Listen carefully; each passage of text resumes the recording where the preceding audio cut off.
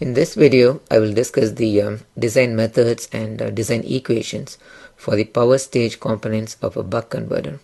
These include the filter inductor L and the filter capacitor C, as well as the selection of MOSFETs and diodes.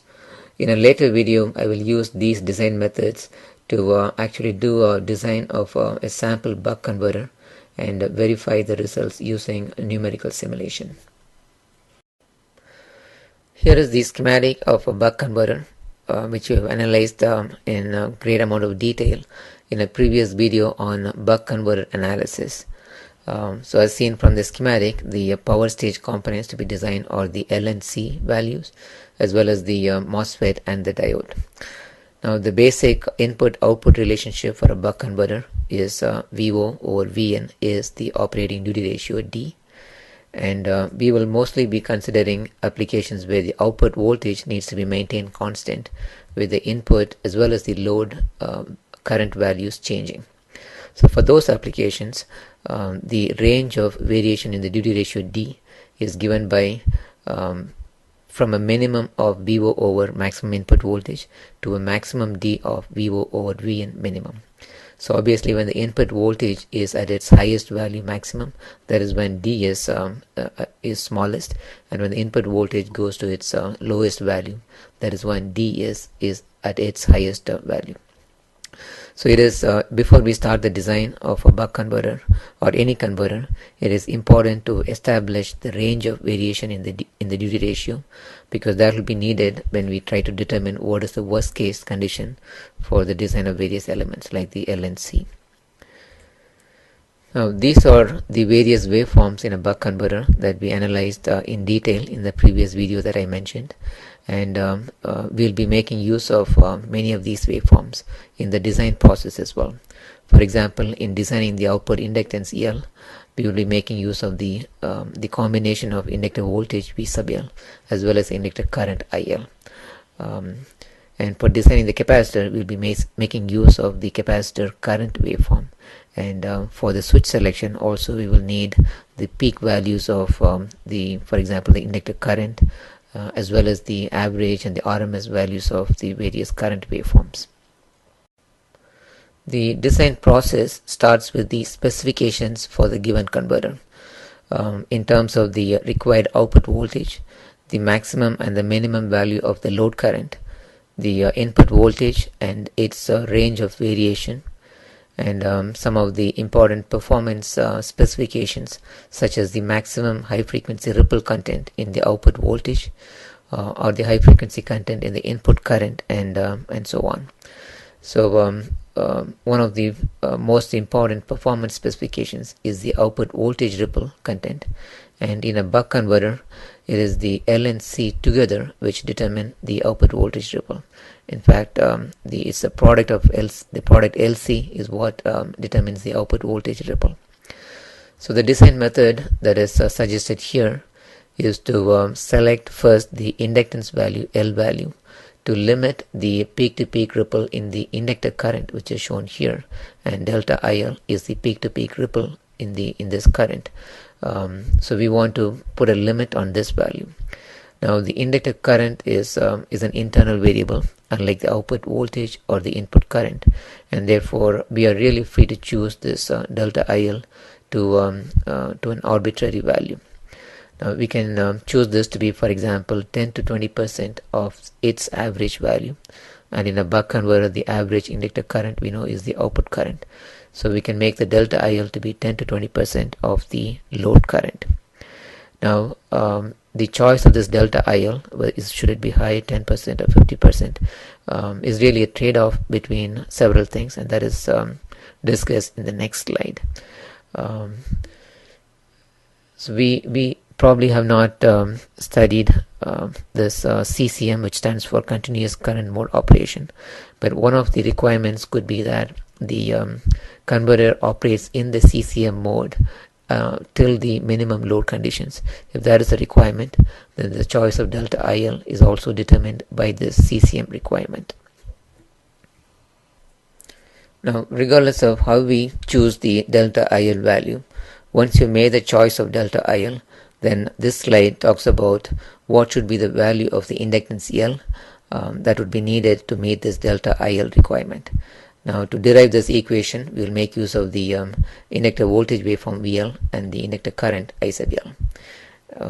By looking at the voltage current relationship for an L, which is L dA over dt is V sub L, and considering the T off interval, which is this interval, we see that the di by definition is this delta IL, the peak to peak inductor current ripple, and this dt is the duration of the off interval, which is 1 minus duty ratio d times Ts, the switching period.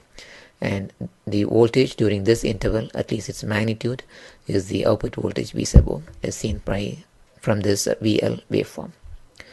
Now this gives us the required equation to determine L once you have made the choice for delta IL. So the first design equation is L equals VO times 1 minus d Ts over delta IL.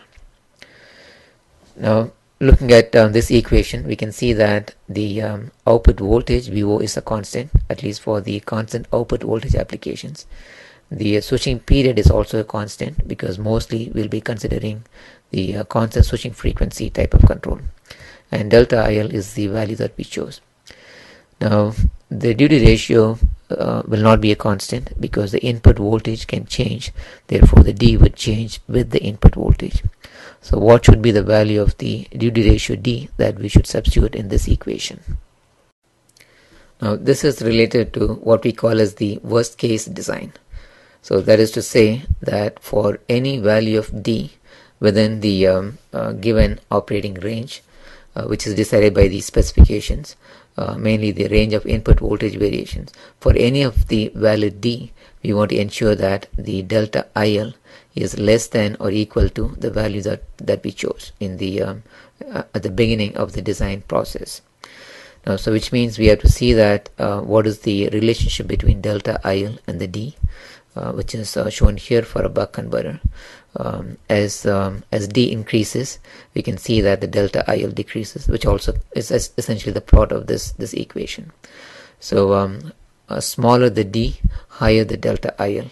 Therefore, we have to use the minimum allowable value of D for the given specifications. So I will write this equation as 1 minus D minimum Ts over delta IL is the required value of L.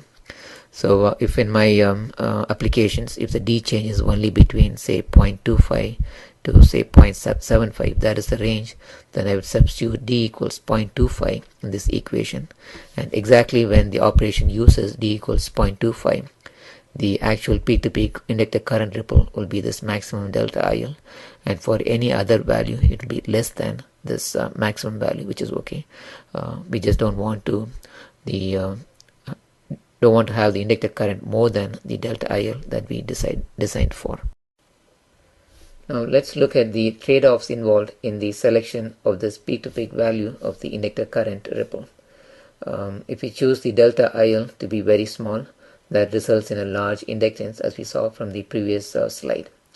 Now a smaller ripple results in smaller RMS current in the switch and the diode, because both the switch and the diode carry the inductor current whenever they are conducting. So therefore the peak current as well as the RMS current with the reduced high frequency ripple is smaller, and this results in smaller conduction loss in these devices. And the same ripple current flows through the capacitor. Therefore the RMS current in the capacitor as well as the RMS current reading of the inductor can come down with a large value of L. So that is an advantage. And we saw that it is really the product of L and C which determines the output voltage ripple magnitude. Therefore large L automatically means smaller C, another advantage. But the selection of large L also has several drawbacks. Probably the chief among them is the poor dynamic response to step loads. So let's look at this buck converter schematic again. If you consider a step removal of a load, for example, this load was full load value and it is changed from full load to very light load as a step, then we want this inductor current to come down quickly. Now the best that we can do from a control point of view is to have the switch off completely so that the inductor current comes down. But the rate at which it comes down is really minus VO over L. And the VO can be a very small value for several low output voltage applications, just such as the microprocessor power supply applications. Therefore, it is really important to have a very low value of L so that the current can come down very quickly. Now this is called as the ramp rate, as a slew rate of the inductor current, and that is one of the important requirement for a good dynamic performance. So from that perspective, it is really advantageous to have a very low value of L. Other disadvantages of having large L is the inductor is one of the bulky component in a power supply, and it is also very difficult to integrate that into a chip. So smaller value of L is highly preferred for applications such as motherboard power supplies. Also, if we have a high L value, it will require more number of turns, resulting in higher DC resistance for this inductance and therefore higher conduction losses. Okay, and obviously the advantages of larger L become disadvantages for the smaller L case, and the disadvantages here become advantages. So if you do select a high delta IL value and therefore a small inductance, then it results in good dynamic performance, better slew rate, and a smaller size inductor and much higher power density. So for these two advantages, most of the current designs for low output voltage applications, they try to use as small an L value as possible. But of course the disadvantages are you end up having larger RMS and peak current in the switches, higher conduction losses, and also higher high frequency content in the inductor means larger core losses in the inductor as well. This slide summarizes the various design parameters for the filter inductor. So we've seen that the required minimum value of inductance is this VO times 1 minus minimum D times TS over delta IL. The other parameters required to do a physical design of the inductor are the peak current rating. So the peak current for the buck converter inductor is the maximum load current, the average value, plus 1/2 of the peak to peak ripple, because only half of that occurs above the average value. Then the DC bias is also an important parameter in designing the number of turns and selection of core, etc. So the DC bias for a buck converter inductor is same as the maximum load current. And the last parameter is required to select the correct gauge of the wire for the windings of the inductor is the RMS current of the inductor current, RMS value of the inductor current, and that is given by this expression. So essentially it is the so for example, if the delta I is small enough, then this term is really small. Delta I itself is 10% of average IO, and we are going to divide that by 12 and so on. So this can be neglected, so giving IL RMS to be approximately IO max. So with these 4 parameters, we can either select the right inductance or design the correct inductor. Next, we will look at the selection of the output capacitor C, and this is chosen to meet the given output voltage ripple specification, the delta VO. Now for a given delta VO, the choice of C depends on the choice that we made for delta IL, the inductor current ripple, in the previous step. So for example, higher the value of delta IL, higher is the requirement on the capacitance. So in this slide, we will assume an ideal capacitor, meaning the capacitor has only capacitive impedance. Now based on this assumption, we will derive an equation that relates the C value to delta VO. To do that, we will look at the capacitor current as shown here. This is nothing but just the high frequency ripple component of the inductor current, and the resulting capacitor voltage, which is essentially just the integral of this current, is also shown here, and delta VO is this peak to peak variation. Now in the previous video on buck converter analysis, we looked at this area under the positive portion of the capacitor current, looked at the charge in this area, which is the delta Q, is given by the area of this triangle which is 1/2 of the height, which is delta IL over 2, times the this duration, which is Ts over 2, and that divided by C gives you the delta VO. So essentially the equation, assuming an ideal capacitor, is this delta IL, which is the choice that we made for the peak-to-peak ripple in the inductor current, divided by delta VO 1 over 8 times Fs, where Fs is really the 1 over Ts from this equation. So we can see that if you chose a higher delta IL, we need higher C. If the delta VO specification is really small, then again we need high value of capacitance, and also the fact that the C is inversely proportional to the frequency, and that's the reason why we want to choose it. We want to switch at high frequencies. But of course the practical capacitors are not ideal, and the presence of non-idealities, especially the ESR, which is the equivalent series resistance, that significantly changes both the wave shape as well as the magnitude of this capacitor's voltage ripple, and that certainly needs to be considered in the capacitor selection. The figure here shows the output stage of a buck converter with the non-ideality, essentially the equivalent series resistance ESR of the capacitor shown explicitly. Now in a buck converter, the choice of the capacitor is really dominated by this ESR requirement. That is, we will find out what is the maximum allowable ESR and pick a capacitor which has no more ESR than that designed value. Now, with the when considering the ESR, the output voltage ripple, that is the voltage across the capacitor, its high frequency component, is no longer the kind of the sinusoidal waveform that we saw in the previous slide. The ripple component of the voltage would look more like the capacitor current because it is dominated by the voltage across this resistance, and that has the same wave shape as the current. So here is the plot of, there are actually 3 plots, and this is from a simulation of an actual buck converter, and corresponding to the values of 100 microfarad capacitance with an ESR of 0.25 ohms. So there are really 3 waveforms here. The smallest, the green waveform, that is the ripple component assuming an ideal capacitance. So in practice we'll not be able to split this ideal component and the ESR separately, but in simulation we can. So the green waveform is really the high frequency component of the voltage across this ideal C. The other 2 waveforms are almost on top of each other. So one is the drop across this ESR, and the other, the larger waveform, one of the 2 larger waveforms, is the total ripple in the total output voltage ripple.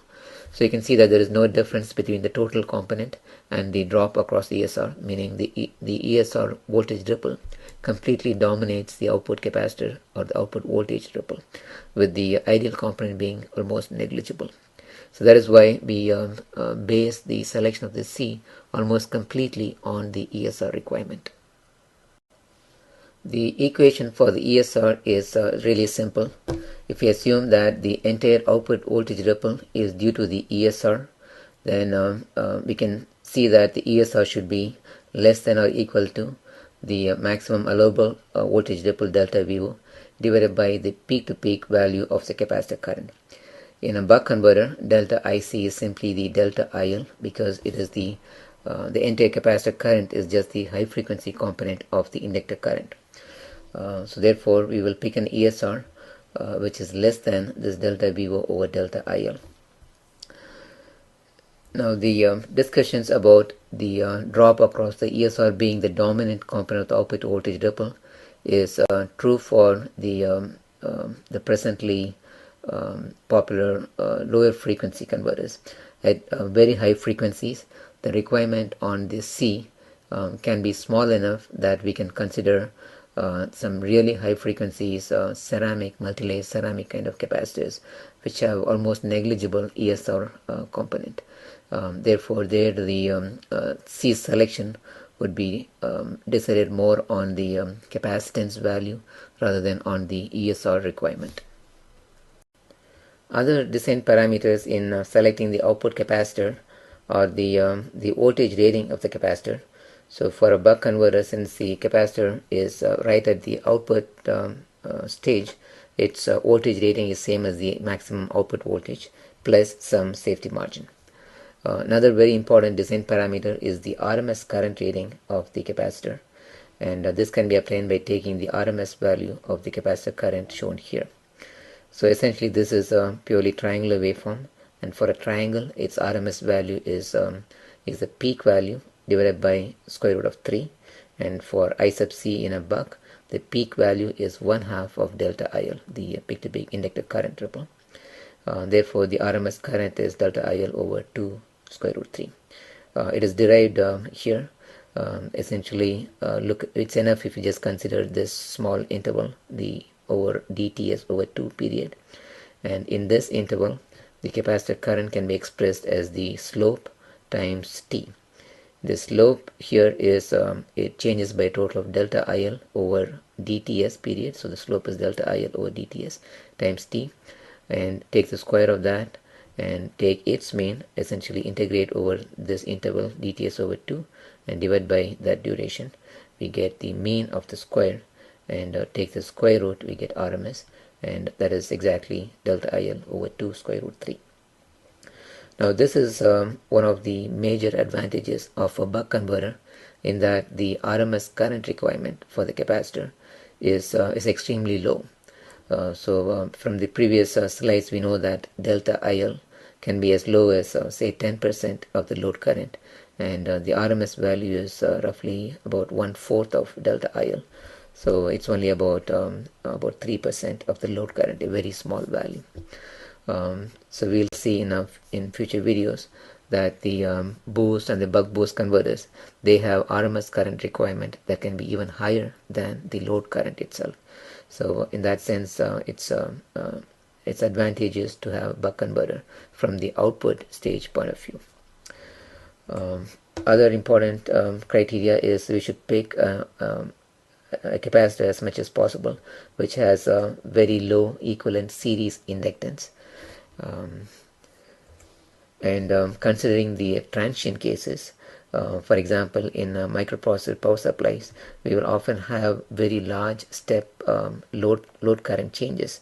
So under those conditions, if there is a specifications on the maximum change in the output voltage delta VO, a transient specification, then the ESR can be obtained by delta VO over the maximum step change that is expected, because during this step change the inductor current would not have had time to change, so the entire step load current is supported by the capacitor, and that current passes through the ESR, resulting in this delta VO transient. But in most of the present converters, this requirement is usually met by a combination of low ESR plus having several capacitors in parallel, and some of them being very high frequency multi-layer ceramic capacitors which have negligible ESR and extremely low ESL. Finally, we come to the selection of the power devices, the MOSFET and the diode, and here we consider only the current and the voltage rating of the devices. There are other important design parameters like the switch turn on and turn off times, the various output capacitances, and so on, but these we will take up when we consider practical devices in a later video. For the MOSFET, if you want the voltage rating, we should consider the interval when the MOSFET is off and blocking some voltage. So when the MOSFET is off, it is a diode which is conducting, and if diode is conducting, then this voltage is tied to the ground. Therefore the voltage across the MOSFET is same as the input voltage Vn. So the voltage rating for MOSFET is the maximum input voltage, and we should always design with some enough safety margin. In practical converters, there will always be voltage spikes due to the stray inductances, and this is usually taken care of by suitable snubbers. Still, it is a good practice, especially for the voltage rating, to add in sufficient safety margin. For the peak current rating, the current through the switch when it is on is exactly same as the inductor current. Therefore, its peak value is same as the peak of the inductor current, which is given by the maximum load current, its average value, plus 1/2 of the peak-to-peak ripple. The RMS current rating is also important because this RMS current determines the conduction loss in the MOSFET, And if you draw the waveform of the switch, it is same as the inductor current, which can be approximated by I/O max only during the on interval. So the RMS current is I/O times square root of T. For the diode, also the voltage rating is exactly same as the MOSFET, because when the diode is off, the S1 is on.